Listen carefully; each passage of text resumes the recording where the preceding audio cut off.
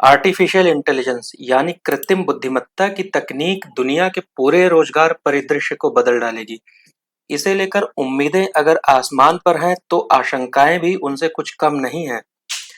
आपको अगर कपड़े धोने के लिए वॉशिंग मशीन खरीदनी है, बाजार में आपको ऐसी ऐसी वॉशिंग मशीन मिल जाएंगी जिनके बारे में दावा है कि उनमें आर्टिफिशियल इंटेलिजेंस की तकनीक का इस्तेमाल हो रहा है। एआई का इस्तेमाल करने वाले रेफ्रिजरेटर और कैमरे तो पहले ही बाजार में आ गए थे, और जिस स्मार्टफोन में एआई ना हो उसे तो आजकल खटारा ही मान लिया जाता है। सुई से लेकर जहाज तक एआई को आजकल हर चीज से जोड़ा जा रहा है। आप कह सकते हैं कि कैमरे और स्मार्टफोन में तो फिर भी एआई का मतलब है, लेकिन कपड़े धोने के काम का कृत्रिम मशीनी बुद्धि से क्या लेना देना।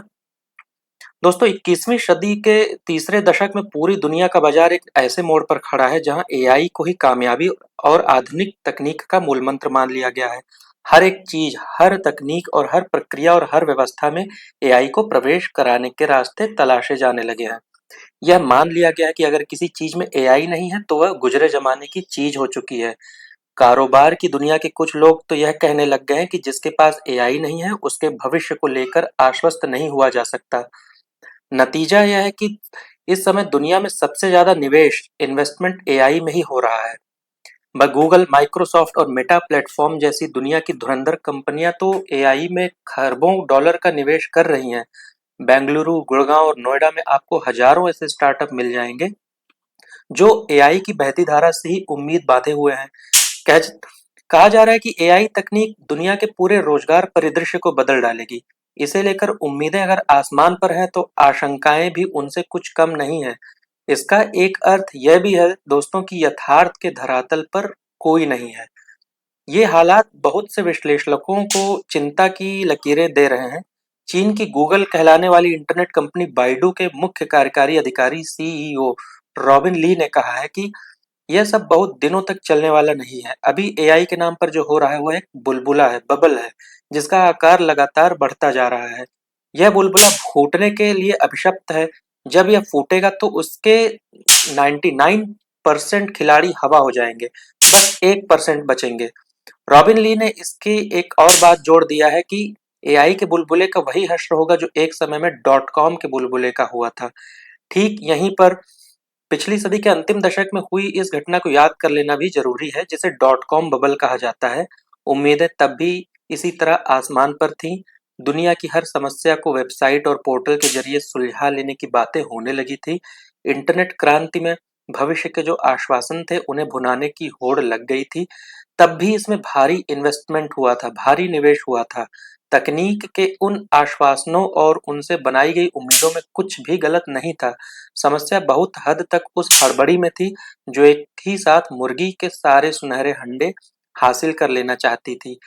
यह सब बहुत दिन नहीं चलना था, और फिर 20वीं सदी के अंतिम वर्ष में एक दिन यह बुलबुला बबल फूट गया। निवेशकों के अरबों डॉलर डूब गए और डॉट कॉम बाजार से बांधे गए लाखों अरमान भी टूट गए।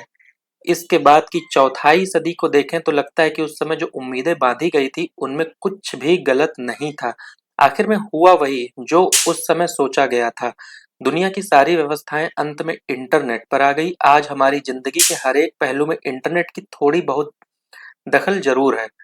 इसने बहुत सी चीजों को आपस में जोड़ा है और जिंदगी को कई तरह से आसान बना दिया है। यह सब इतना आम फहम हो गया है, कॉमन हो गया है कि यहाँ उदाहरण देने की भी शायद कोई जरूरत नहीं है। समस्या वैसे उन उम्मीदों से भी नहीं, समस्या उस व्यापार तंत्र से थी जो किसी भी संभावना को एक सिरा पकड़कर रातों रात वारे न्यारे कर लेना चाहता है। मिर्जा गालिब ने कहा था, आह को चाहिए एक उम्र असर होने तक। इसी तरह हर तकनीक को भी अपना रंग दिखाने के लिए एक कालखंड की जरूरत होती है, मगर इसके लिए जिस सब्र की दरकार होती है वह शेयर बाजार के तेजड़ियों और मंदड़ियों की फितरत में नहीं होता। ऐसे में किसी भी नई तकनीक को लेकर उनकी सक्रियता अक्सर बुलबुले का निर्माण कर देती है। बाजार तो नई संभावना के पहले संकेत पढ़कर ही बिल्लियां उछलने लगता है। यह बुलबुला जितना ज्यादा बढ़ता है उतनी उसकी सुंदरता उतने ही निवेशकों को आकर्षित करती है और उतना ही इसका आकार होता जाता है। फूट जाने के अलावा फिर इस बुलबुले के सामने कोई और विकल्प रहता ही नहीं है। इसमें गलती ना तो टेक्नोलॉजी की है और ना ही इसमें बांधी गई उम्मीदों की। जिस समय डॉट कॉम का यह बुलबुला फूटा, उसी समय एक और तकनीक के चर्चे चले थे, नैनो टेक्नोलॉजी। तब भी यही कहा गया था कि यह पूरी दुनिया बदलने जा रही है। हमें बताया गया कि नैनो टेक्नोलॉजी, नैनो तकनीक से ऐसी दवाइयाँ बनेगी, जो एक बार शरीर में गई तो रोग को जड़ से खत्म करके ही दम लेगी। उद्योगों और उत्पादों के बारे में भी बड़ी-बड़ी बातें कही गई थी। कहा गया था कि नैनो टेक्नोलॉजी से ऐसे टायर बनाए जाएंगे कि कारें पुरानी होकर खटारा हो जाएंगी, लेकिन टायर नए के नए रहेंगे। ये सारे फैंटेसी अभी तक तो जमीन पर नहीं उतरी, पर नैनो टेक्नोलॉजी धीरे-धीरे अपनी जगह बना रही है। नैनो टेक्नोलॉजी का बुलबुला ज़्यादा बड़ा नहीं हो सका, क्योंकि जब तक इसका मौका आया, एआई की संभावनाएं सामने दिखने लगी, और फिर वह सब हो गया जिसकी हम यहाँ चर्चा कर रहे हैं। दोस्तों, कामना तो यही की जा सकती कि रॉबिन ली ने एआई के बारे में जो कहा है, वह आखिर में गलत साबित हो जाए, क्योंकि इसमें जो आर्थिक उछाड़ होगी, जो आर्थिक उखाड़-पछाड़ जो भी होगी, इसका असर दूर तक जा सकता है। यह ज़रूर है कि टेक्नोलॉजी इसके बावजूद अपनी स्पीड से ही आगे बढ़ेगी। समस्या उन लोगों को आ सकती है जो इस टेक्नोलॉजी से तत्काल चकाचौंध या अंधेरों की अटकलों से अपनी डोर बाँध चुके हैं।